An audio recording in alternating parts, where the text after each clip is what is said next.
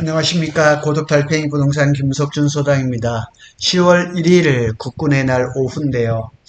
비가 가는비가 조금씩 오면서 조용한 날이고, 아까 점심 먹으러 잠깐 가다 보니까 삼성전자 직원들도 많지 않은 것 같아요. 오늘은 좀 요즘 계속 삼성전자에 대해서 또 인텔에 대해서 부정적인 얘기만 나오고 있는데, 한번 또 뼈저리게 한번 느껴보고 한번 고씹어 보여야 할 그런 부분들이 있어서 한번 살펴보도록 하겠습니다.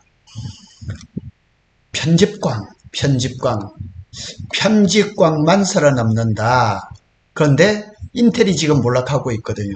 그리고 삼성을 우리 공무원이라고 얘기했잖아요. 괜찮을까? 이거 얘기합니다.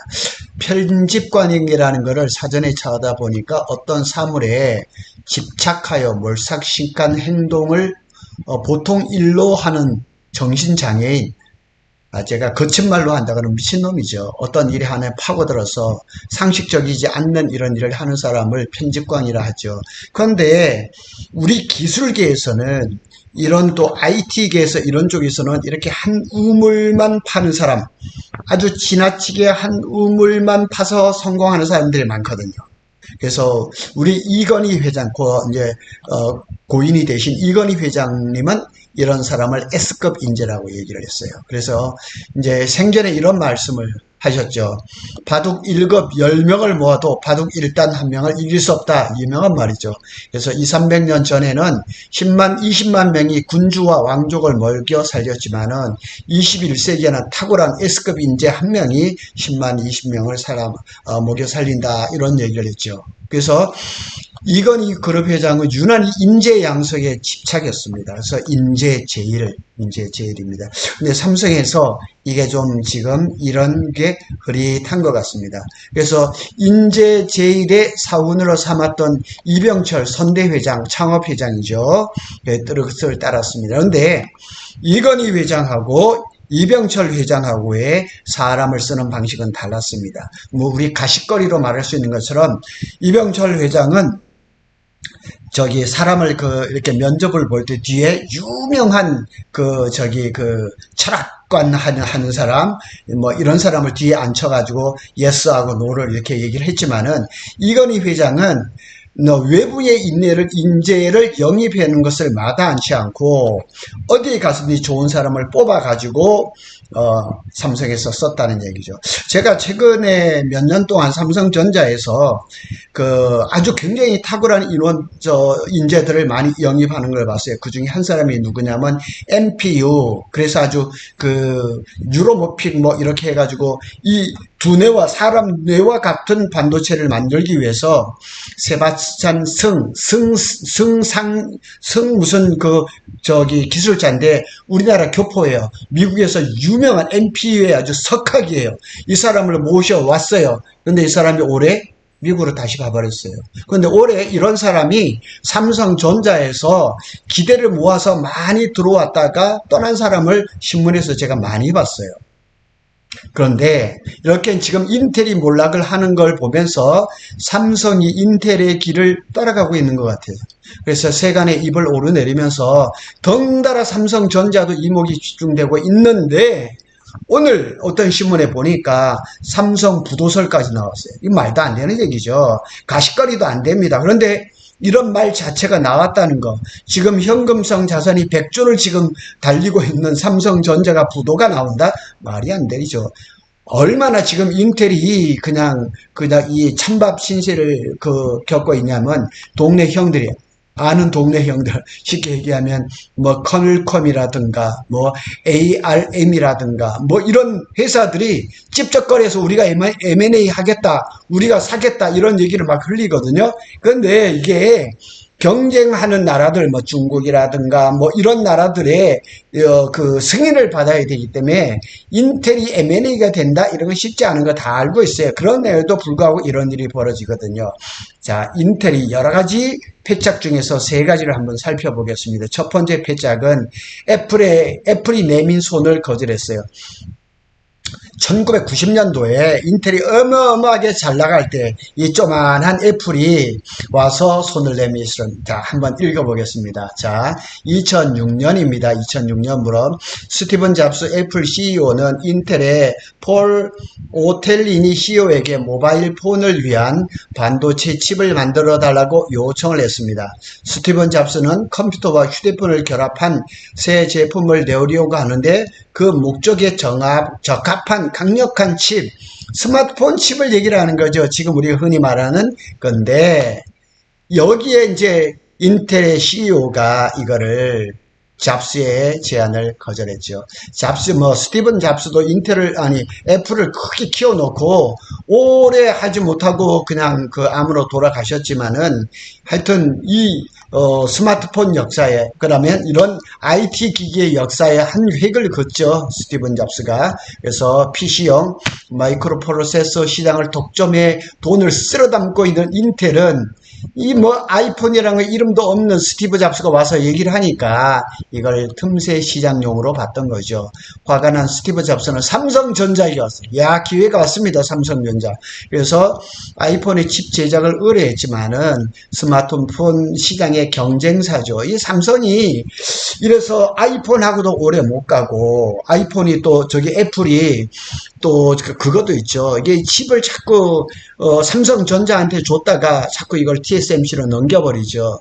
그래서 이 경쟁, 지금 파운드리도 마찬가지잖아요. 삼성전자가 삼성 파운드리를 분사를 하고 싶은데, 삼성 파운드리가 워낙에 이게 그 캐파가 작고 지금 적자죠. 그러니까 분사를 시켜놓은 그 회사는 고사리가 없어져 버리고 말거든요. 결국 애플의 그거를 TSMC가 다 가져갔죠. 다 가져가서 지금까지도 엄청납니다. 그래서 애플은 현재 TSMC의 최대 고객입니다. 그래서 3나노고 2나노고 만들면 제일 먼저 누구한테 주냐? 애플에게 준답니다. 연간 주문량이 25조 원을 넘습니다. 인텔이 거절했더니 참담한 이런 몇 년 안 되죠. 2006년의 일이니까 지금 20년도 안 되지. 10몇 년 만에 이런 일이 벌어지고 말한 거죠. 그래서 그 후에 이제 인텔의 CEO였던 MBA, 경영학 석자 출신인데도 시장을 못 읽었던 거죠. 그래서 폴 오텔리는 훗날의 인터뷰에서 그때 내 눈에는 보이지 않았다. 이게 맞겠죠. 모바일 칩 시장이 100배 이상 커질 것이라 그거는 상상을 못했다고 수례를 했죠. 저는 이 얘기를 들으면 삼성 얘기가 버떡 떠올라요. 왜냐하면 삼성 파운드리가 여러 이제 팹리스에서 이렇게 우리 칩을 좀 만들어 주세요 하고 이렇게 와서 얘기를 하면은 딱 본답니다. 저 제품이 한 1조 원 매출이 될까 안 될까, 그 정도 된다 그러면은 그냥 이렇게 받아주고 안 받아주고 이렇게 했다는 거죠. 그래서 지금 삼성 파운드리가 이렇게 되는 거죠. 우리나라 팹리스들도 대부분 그냥 TSMC에 넘어가 있는 거죠. 이분이 인텔의 CEO였었습니다. 폴 오텔리는 이제 지금은 돌아가셨죠. 이분의 얘기를 조금 들어보겠습니다. 폴 오텔리는 1950년 한국 전쟁 당시에 태어나서 17년에 돌아가셨습니다. 그래서 아이폰이 세상에 나오기 전에 그 누구도 아이폰이 지금처럼 될 것이라고 생각을 하지를 못했다. 대부분의 사람들은 이렇게 하겠죠. 애플이 인텔 칩에 관심이 있었지만 요구하는 가격이 터무니없이 낮아. 하여튼 애플의 그 칩의 가격은 낮은 건 낮아요. 그래서 공급권이 성사되지를 못했다. 우리 인텔은 아이폰 공급권에 대해서 그냥 지나칠 수도 성공시킬 수도 없었다. 세상은 이따금씩 우리가 행동했던 것과 다르게 움직이죠. 아이폰에 들어가는 칩 가격은 우리의 예상과 틀렸고 물량도 100배나 늘었다. 하여튼 이런 2006년부터 하여튼 애플의 그 오퍼를 거절하면서 인텔이 서서히 무너지기 시작한 거죠. 그래도 하여튼 그때만 해도 그래도 인텔이 하여튼 CPU로 잘 팔아먹고 살았죠. 그래서 인텔의 두 번째 패착은 뭐냐? ASML의 EUV를 거절했다는 얘기죠. 그래서 애플보다 더 큰 참담한 오파는 어디에 있었냐? 이 EUV에 있었다는 얘기죠. 자, 이 얘기를 한번 들어보겠습니다. 이것도 저는 이제 처음 듣는 얘기인데요. 반도체에 관심 있는 독자라면 네덜란드 장비업체 ASML에 대하여 들어봤을 것이다. 여기서 평택 캠퍼스에도 ASML의 장비가 들어와서 삼성 파운드리가 운영을 하고 있고, 저 해창리에 가면 ASML 사무실이 크게 있습니다. 이 회사는 진공 상태에서 주석 방울에 레이저를 쏘아 생성한 극자외석을 이용해서 웨이퍼에 초미세회로를 새겨 넣는 장비를 만드는 세계 유일의 기업입니다.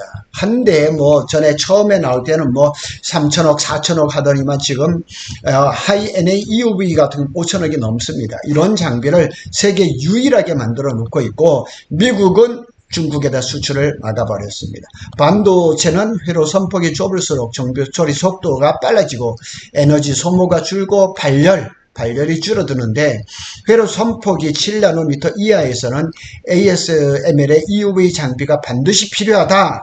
그런데 여기에서 약간의 오류가 있죠. 우리가 이제 이론상으로는 7나노 이하에서는 EUV가 반드시 필요하다 이렇게 알고 있지만은, 이거를 이 틀을 깬 게 TSMC입니다. TSMC는 이제 요 설명을 조금 하고 가겠습니다. TSMC는 7나노를 할 때, 삼성전자는 7나노를 할 때 EUV를 갖다 집어넣었거든요. 이걸 넣었거든요. 그런데 TSMC는 안 했어요.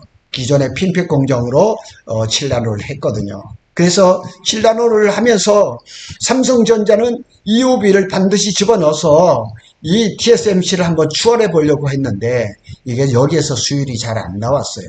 그래서 여기서부터 조금씩 문제가 생기기 시작했던 거죠. 그리고 삼성전자가 저 EUV로 해서 그냥 세계 최초로 게이트 올 어라운드도 했지만은 TSMC는 안 했어요.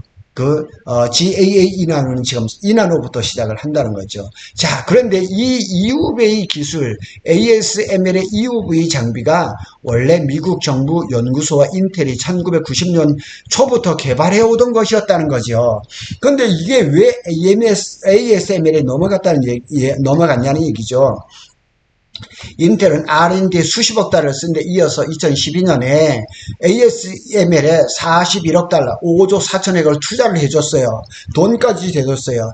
ASML이 처음에 EUV를 만들 때 때문에 TSMC도 지분 투자를 했고요. 삼성전자도 지분 투자를 했어요.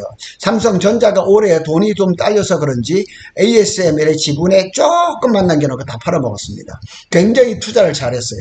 그런데 정작 2018년에 처음 출시된 EU 장비를 채택한 곳은 인텔이 아닌 대만의 TSMC였습니다. 그리고 인텔은 값비싼 EUV 장비가 경제성이 없다고 판단하였습니다. 이 무렵부터 두 기업이 ASML과 인텔의 운명이 극명하게 걸렸습니다. 2018년입니다. 2018년. 오늘 2018년을 몇 번을 얘기를 했는데, 삼성전자도 2018년에 사상 최대 매출을 기록하고 지금까지 내리막을 걷고 있습니다. 그래서 그러니까 인텔하고 ASML의 두 기업도 운명이 갈랐지만은 삼성도 여기부터 갈라지기 시작했다는 거죠.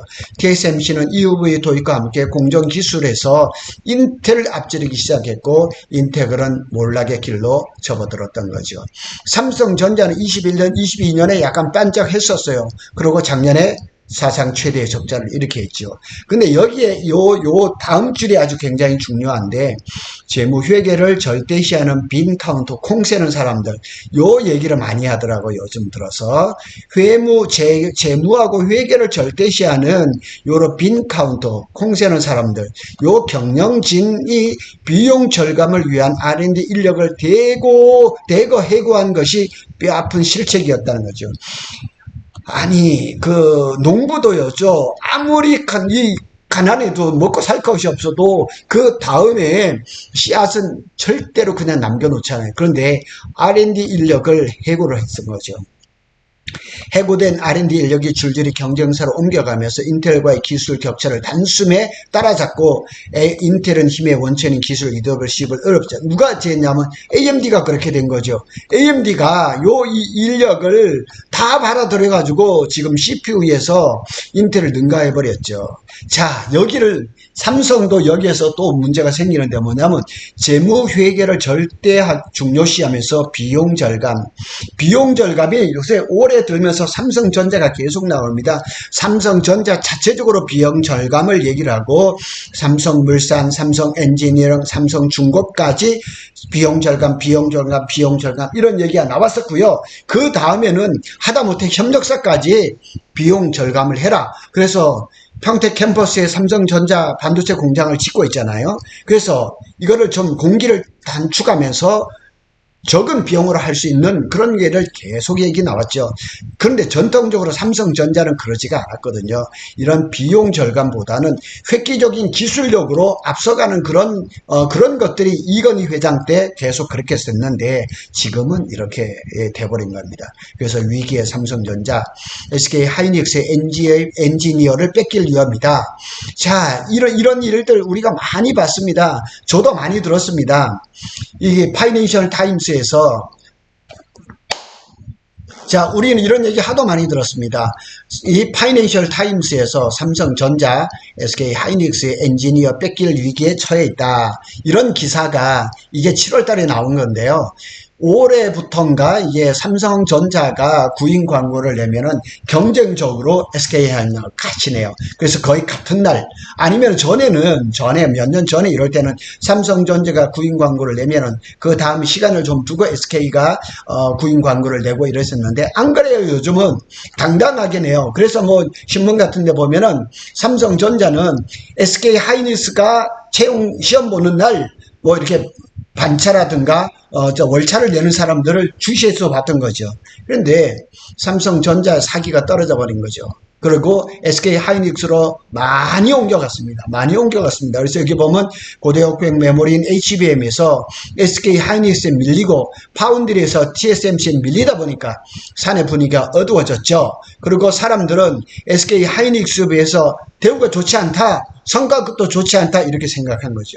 그래서 많은 사람들이 회사를 경쟁사로 떠날 생각을 한다는 게 떠났습니다. 근데 너무 많이 떠났어요. 제가 지난 주말에 한번 들었더니만 삼성의 파운드리 쪽에 사시는 그 아드님이 삼성 파운드리에 근무를 하는데 전에는 손만 들어면 SK 갔대요. 근데 손을 들어도 요즘 SK에서 안 받아준대요. 왜요? 거의 갈 사람은 다 갔으니까요. 다 받아줬으니까. 이래서 지금 삼성전자도 이렇게 그 인력을 많이 유치한 거죠. 요즘 뭐 신문에 나온 거 보면은 삼성 출신의 임원들이 D램 기술을 일본이 중국에다 팔아먹고 막 그냥 지분을 이렇게 조금 챙기면서 몇 조 원씩 들어가가지고 기술 개발했던 걸 중국에 다 넘어가고 이런 일들이 자꾸 벌어진 거죠. 미국 정부도 미국의 기술과 자본으로 완성된 EUV 장비를 중국 스파이들이 이렇게 할까봐 못 가게 갔죠. 예, 이런 일들이 자꾸 벌어집니다. 자, 인텔을 보면서 우리는 삼성전자를 걱정합니다. 자, 요거는 제가 한번 찾아왔는데요. 머니투데이에서 그게 언제냐면 2년 전에 나온 추세인데요. 한번 잘 보시면은 삼성이 창립 이후에 영업이익 추이를 말합니다. 영업이익. 그런데 이제 75년, 80년대부터 이제 85년인가부터 이제 반도체를 시작을 했던 거죠. 자, 이게 우상향합니다. 이 우상향하다가 2018년에 최대의 성적을 내죠. 최대. 그리고 2019년, 20년에 내리막을 걷고 21년, 22년에 조금 좋았다가 지금 작년에는 이렇게 지금 마이너스 적자가 되고 올해 조금 상승하는 거죠. 아, 옛날이야 하는 겁니다. 2018년이 지금 최고의 정점을 찍어버리고 지금 하락의 길로 가고 있는 거죠. 자, 여기 보세요. 인텔과 함께 한 세대를 구가했던 삼성이 지금 그려진 거죠. 인텔과 함께. 달러 기준으로서 삼성전자 반도체 매출 추이를 보면 인텔과 마찬가지 2018년을 정점으로 해서 하락세를 접어들었습니다. 그래서 스마트폰의 저장 장치로 쓰이는 낸드 플래시, 여기 평택 캠퍼스에 많이 만들어지고 있죠. 뭐 이것도 지금 잘 팔리고 하지만은 지금 이것도 나온 지가 오래됐어요. 새로운 것이 안 나왔어요. 대체품이. 또 새 성장 동력으로 꼽았던 파운드리는 지금 뭐 난리가 났죠. 평택 캠퍼스에 제가 어제 방송했던 것처럼 한 30%가 콜다운 해버렸죠. 지금 아주 스위치를 내려버렸습니다. TSMC는 지금 공장이 터질 정도로 물량이 지금 몰리고 있거든요. 그래서 우리가 흔히 이런 말을 했죠. 이런 말. 이거 잘 알죠? 삼성만 잘 나가느냐? 삼성만 시기하던 때가 굉장히 많았었거든요. 삼성만 잘 나가다 하는 이런 것들이 10년도 안 돼서 요즘 삼성 괜찮냐? 제가 서두에 말씀드렸죠. 무슨 그것까지 지금 부도 얘기가까지 나올 정도로 이런 얘기가 나옵니다. 그러면 또 인텔을 한번 이 그래프를 볼까요? 인텔의 매출과 영업이익을 보면은 이게 매출이죠. 매출과 이 영업이익인데 여기도 마찬가지죠. 쭉 잘 가다가 2019년 21년까지 매출이 괜찮아요. 그리고 여기도 2019년에 여기에 거의 정점이었어요. 거의 삼성과 같은 길을 지금 완전 바닥을 기우고 있잖아요. 바닥으로 뚝 떨어져 버린 거죠. 그래서 심지어 삼성전자도 잘 못 나가고 있지만 인텔은 더 못 나가는데 인텔은 지금 삼성전자의 시가총액이 4분의 1이에요. 그러니까 이게 얼마나 지금 인텔이 망가졌는지를 볼 수가 있는 거죠. 자, 1990년 인텔이 한참 전성기 때, 앤디 그로버라는 사람이 이렇게 얘기했죠. 편집광만이 살아남는다. 편집광만이 살아남는다. 이 책도 있더라고요. 그리고 베스트셀러가 된 제목의 저자에서 비즈니스 근간이 변하여 전략적 변곡점에 주의하지 않으면 회복할 수 없는 치명상을, 그러니까 삼성전자나 인텔이나 2019년 그때가 최정점이었죠. 90년대도 엄청 잘했죠. 그러니까 그때 이 전략적 변곡점 아주 잘 나가고 이럴 때 그때 잘했어야 된다. 그때. 그래서 스티브 잡스의 자서전에도 오로지 최고의 제품을 만들겠다는 편집광 CEO와 직업장들과 계급장을 떼고 싸우는 일화가 넘쳐나는 삼성이 지금 있어요. 삼성의 지금 오너인 이재용 회장은 기술자가 아니에요. 3세 그냥 그 오너이잖아요. 그래서 삼성전자의 그런 DNA가 아직 살아있는지 걱정이다. 이건 어디서 나오냐면 조선일보 조형래 칼럼이에요. 그걸 제가 조금 이렇게 편집을 했거든요.